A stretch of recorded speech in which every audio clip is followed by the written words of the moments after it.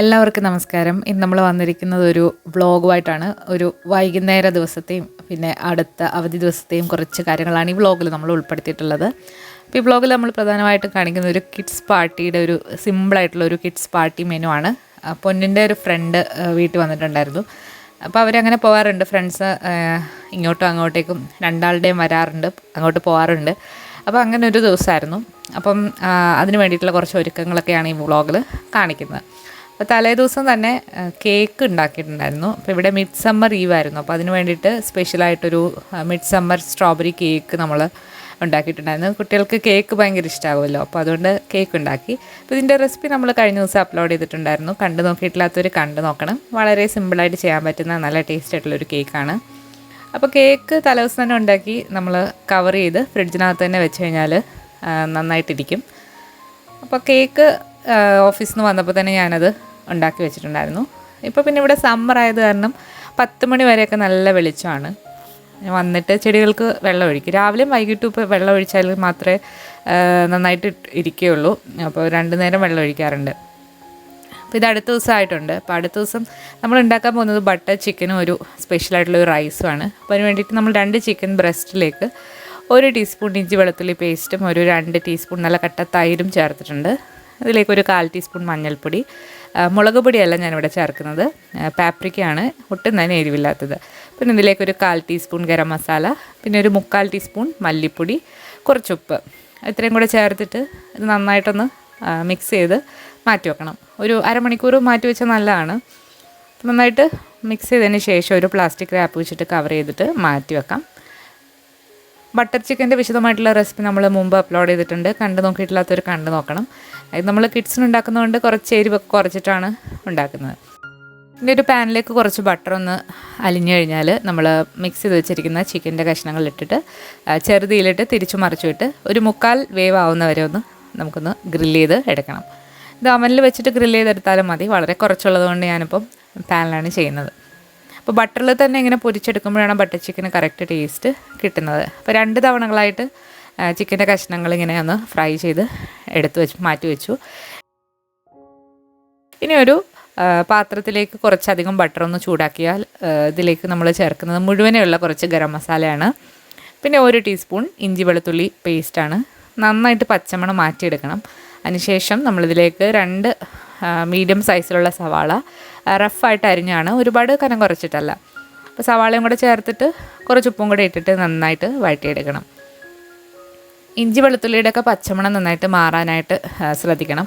കാരണം നമ്മൾ ഇനി ഇത് വീണ്ടും ഈ ഗ്രേവി നമ്മൾ വഴറ്റിയെടുക്കില്ല. നന്നായിട്ട് തന്നെ സവാള ഒന്ന് വാടി വന്നിട്ടുണ്ട്. ഇനി ഇതിലേക്ക് കുറച്ച് തൊലി കളഞ്ഞ ബദാമും അതുപോലെ തന്നെ ഒരു 5-6 അണ്ടിപ്പരിപ്പും കൂടെ ചേർത്തിട്ട് നന്നായിട്ടൊന്ന് ഇളക്കിയെടുക്കാം. അപ്പോൾ ഈ ഉള്ളി നന്നായിട്ടൊന്ന് വഴണ്ട് വന്നിട്ടുണ്ട്.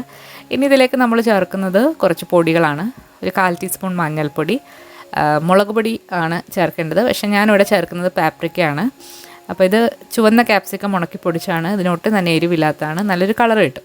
പിന്നെ ഒരു 1/4 ടീസ്പൂൺ മല്ലിപ്പൊടിയും കൂടെ ചേർത്തിട്ട് പച്ചമണം നന്നായിട്ട് മാറ്റിയെടുക്കാം. ഈ ഫ്രഷ് ആയിട്ടുള്ള തക്കാളിക്ക് വരെ നമ്മൾ ക്യാനിലുള്ള തക്കാളിയാണ് ഇപ്പോൾ എടുക്കുന്നത്. അതിൻ്റെ ഒരു പകുതി ചേർത്ത് കൊടുത്തിട്ടുണ്ട്. അപ്പോൾ ഇതാകുമ്പോൾ നല്ലൊരു കളറും ഒക്കെ കിട്ടും. അപ്പോൾ ഇതെല്ലാം ഒന്ന് വഴണ്ട് വന്നിട്ടുണ്ട്. ഇതിലേക്ക് ഉപ്പ് നോക്കിയിട്ട് ഉപ്പ് ആവശ്യത്തിന് ചേർത്ത് കൊടുത്തു. പിന്നെ 1 കപ്പ് ചൂടുവെള്ളം കൂടെ ഒഴിച്ചിട്ട് നന്നായിട്ടൊന്ന് തിളപ്പിച്ചെടുക്കാം. അപ്പോൾ നമ്മുടെ തക്കാളി ഉള്ളി മിക്സ് നന്നായിട്ട് തിളച്ച് വന്നിട്ടുണ്ട്.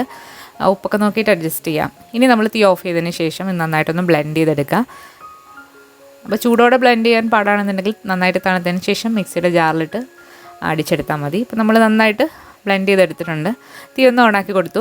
1 ടീസ്പൂൺ പഞ്ചസാരയും കൂടി ചേർത്ത് കൊടുത്തിട്ട് നമ്മൾ നേരത്തെ ഫ്രൈ ചെയ്ത് വെച്ചിരിക്കുന്ന ചിക്കനും കൂടി ഇട്ടിട്ട് നന്നായിട്ട് ഒന്ന് തിളപ്പിച്ചെടുക്കണം. ഉപ്പും ഒക്കെ നോക്കിയിട്ട് അഡ്ജസ്റ്റ് ചെയ്യുക.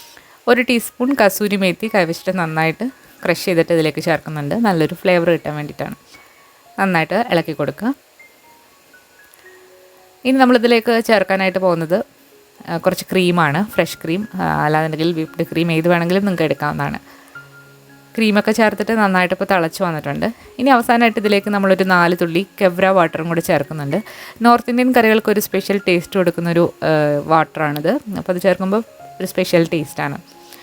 അപ്പം വൈകിട്ട് ഓഫീസ് കഴിഞ്ഞ് വന്നിട്ടാണ് ഞാൻ ഈ ബട്ടർ ചിക്കൻ അതുപോലെ തന്നെ ബാക്കിയുള്ള റൈസൊക്കെ വെക്കാൻ പോകുന്നത്. അപ്പം സ്കൂൾ വിട്ട് കഴിഞ്ഞൊരു 4 മണി 4:30 ആകുമ്പോഴത്തേക്ക് അവരെ പിക്ക് ചെയ്തുകൊണ്ട് വന്നിട്ട് പിന്നെ ഡിന്നറൊക്കെ കഴിച്ചിട്ട് പതുക്കെ നമ്മളവരെ കൊണ്ടുവിടും.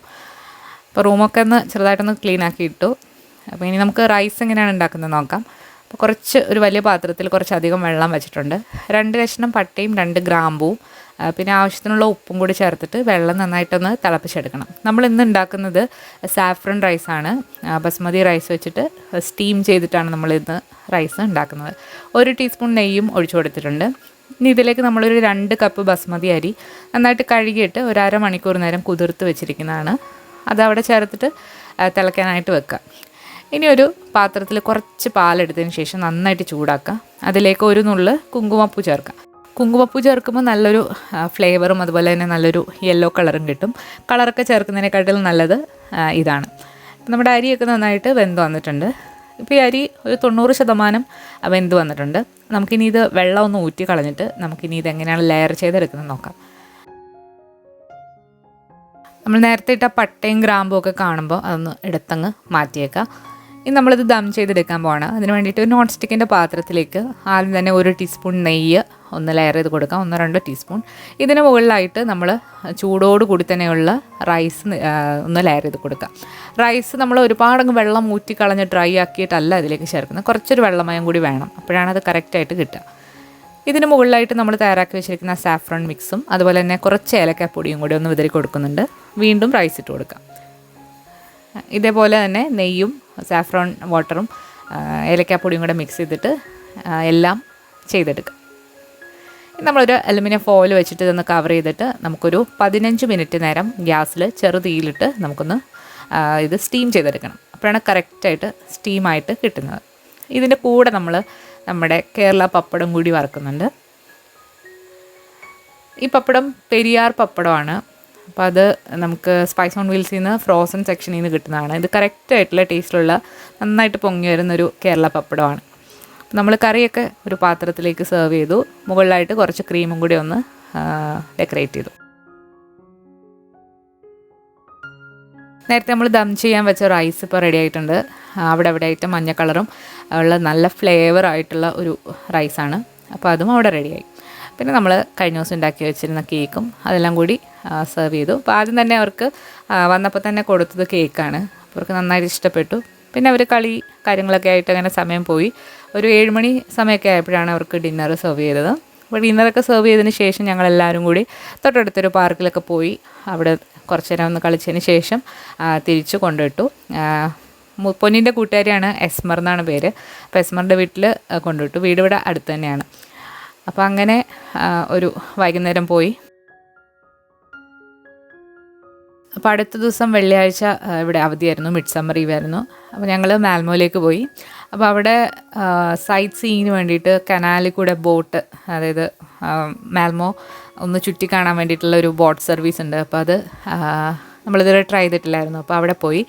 അപ്പോൾ ഇത് നമ്മുടെ മണി ഹീസ്റ്റ് സീരീസിൽ ഈ ഒരു കനാലിൽ കൂടെയുള്ള ഒരു സീനുണ്ട്. അപ്പോൾ അത് കണ്ടിട്ട് ഓർമ്മയുള്ള ഒരു വീഡിയോ എടുത്ത് കമൻറ്റ് ചെയ്യുക.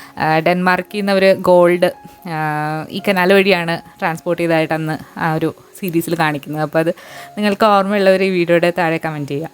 അപ്പോൾ ഇവിടെ നമ്മൾ നേരത്തെ തന്നെ ടിക്കറ്റ് ബുക്ക് ചെയ്തിട്ടുണ്ടായിരുന്നു വെബ്സൈറ്റ് വഴി. അപ്പോൾ നമ്മൾ വരാനായിട്ട് കുറച്ചൊരു കറക്റ്റ് ടൈമാണ്. അപ്പോൾ അതുകൊണ്ട് നമ്മൾ പെട്ടെന്ന് തന്നെ പോവാണ്. അന്ന് അത്യാവശ്യം നല്ല സണ്ണി ആയിട്ടുള്ള ഒരു ദിവസമായിരുന്നു. അപ്പോൾ അന്ന് നമ്മൾ ഈ സൈറ്റ് സീയിങ് ഒക്കെ കഴിഞ്ഞിട്ട് മാൽമോയിൽ പാർക്കിലൊക്കെ പോയിരുന്നു. അങ്ങനെ പുറത്തിരുന്ന് ഫുഡൊക്കെ കഴിച്ച് അങ്ങനെ ഒരു ദിവസമായിരുന്നു. ഞങ്ങൾ വീട്ടിൽ വന്നപ്പോഴും ഒരുപാട് ലേറ്റായി. ഇപ്പോൾ ഇവിടെ ഇടവിട്ട ദിവസങ്ങളിൽ നല്ല വെയിലും മഴയും അങ്ങനെയൊക്കെയുള്ളൊരു ക്ലൈമറ്റാണ്. ചില ദിവസങ്ങളിൽ നല്ല വെയിൽ, ചില ദിവസങ്ങളിൽ മഴ, അങ്ങനെയാണ്. ഇടയ്ക്ക് തണുപ്പും വരാറുണ്ട്. അപ്പോൾ അവിടെ കുറച്ച് ടൂറിസ്റ്റുകളൊക്കെ ഉണ്ടായിരുന്നു. അപ്പോൾ വീണ്ടും കോവിഡൊക്കെ മാറി ഇപ്പം ടൂറിസ്റ്റുകളൊക്കെ വരാനായിട്ട് തുടങ്ങിയിട്ടുണ്ട്. അപ്പോൾ ഇത് വന്നിട്ട് മാൽമോ സെൻട്രൽ സ്റ്റേഷൻ്റെ തൊട്ട് അടുത്താണ്. അപ്പോൾ അവിടുന്ന് ട്രെയിനിൽ ഇറങ്ങിയിട്ട് നേരെ വരാനുള്ള ദൂരമുണ്ട്. അപ്പോൾ ആദ്യം ഈ ബോട്ട് കടലിൽ കൂടെ പോയിട്ട് പിന്നീട് കനാലുകളിലേക്ക് കയറിയിട്ട് ഓരോ സൈഡിലായിട്ടാണ് ഇങ്ങനെ പോകുന്നത്. അപ്പോൾ പോകുന്ന വഴി ഒരു ഗൈഡുണ്ട്. അപ്പോൾ ഗൈഡ് ഓരോ കാര്യങ്ങളും എക്സ്പ്ലെയിൻ ചെയ്ത് തരുന്നുണ്ടായിരുന്നു. അപ്പം ബോട്ടിലുള്ള എല്ലാവരും ഇംഗ്ലീഷ് ആയത് കാരണം ഇംഗ്ലീഷിൽ തന്നെയാണ് അവർ എക്സ്പ്ലെയിൻ ചെയ്ത് തന്നത്. അപ്പോൾ ഒരുപാട് കഥകളുണ്ട് ഓരോ ബിൽഡിങ്സിനും. ഇപ്പോൾ ഇവിടെ കാസിലുണ്ട്, അതുപോലെ പഴയ പള്ളികളുണ്ട്, പഴയ ബിൽഡിങ്സൊക്കെ ഉണ്ട്. അപ്പോൾ അതിനെക്കുറിച്ചൊക്കെ അവർ വളരെ മനോഹരമായിട്ട് എക്സ്പ്ലെയിൻ ചെയ്യുന്നുണ്ടായിരുന്നു. നല്ലൊരു എക്സ്പീരിയൻസ് ആയിരുന്നു. നമ്മളിങ്ങനെ ബോട്ടിൽ പോയിക്കൊണ്ടിരുന്നപ്പം ചെറിയ ചെറിയ ബോട്ടുകളിലെ ആൾക്കാർ മിഡ് സമ്മർ സെലിബ്രേറ്റ് ചെയ്യുന്നുണ്ടായിരുന്നു. അപ്പോൾ നല്ലൊരു എക്സ്പീരിയൻസ് ആയിരുന്നു. അപ്പോൾ ഇതുവരെ സ്വീഡനിൽ വന്നിട്ട് ഇത് ട്രൈ ചെയ്യാത്തവർ ഒരു തവണ ഒന്ന് പോയി എക്സ്പീരിയൻസ് ചെയ്യണം. അപ്പോൾ നമ്മൾ ഓൾറെഡി സ്ഥലങ്ങളൊക്കെ കണ്ട് പരിചയമുള്ളത് കൊണ്ട് നമുക്ക് വലിയ പുതുമ തോന്നുന്നില്ല. എങ്കിലും പുതിയതായിട്ട് വരുന്ന ആൾക്കാർക്ക് തീർച്ചയായിട്ടും ഒരു പുതുമ തന്നെ ആയിരിക്കും. അപ്പോൾ അങ്ങനെ ചെറിയൊരു വ്ളോഗാണ് നമ്മളിന്ന് കണ്ടത്. അപ്പോൾ ഇനിയും നമ്മൾ അടുത്ത ദിവസങ്ങളിലൊക്കെ ഡേ ഇൻ മൈ ലൈഫൊക്കെ ചെയ്യുന്നതാണ്. അപ്പോൾ എല്ലാവരും മറക്കാതെ കാണുക. നമ്മൾ കഴിഞ്ഞ ദിവസം 2 വീഡിയോസ് ഇട്ടിട്ടുണ്ടായിരുന്നു. അത് ഒരുപാട് പേരൊന്നും കണ്ടിട്ടില്ല. അപ്പോൾ കണ്ടു നോക്കാത്തവർ തീർച്ചയായിട്ടും അതുകൂടെ ഒന്ന് കണ്ടു നോക്കിയിട്ട് നിങ്ങളുടെ അഭിപ്രായങ്ങൾ അറിയിക്കുക. അതുപോലെ ഈ വീഡിയോ ഇഷ്ടമായിട്ടുണ്ടെങ്കിൽ ലൈക്ക് ചെയ്യാനും ഷെയർ ചെയ്യാനും കമൻറ്റ് ചെയ്യാനും മറക്കരുത്. പുതിയ വീഡിയോകളുമായിട്ട് നമുക്ക് വീണ്ടും കാണാം. താങ്ക്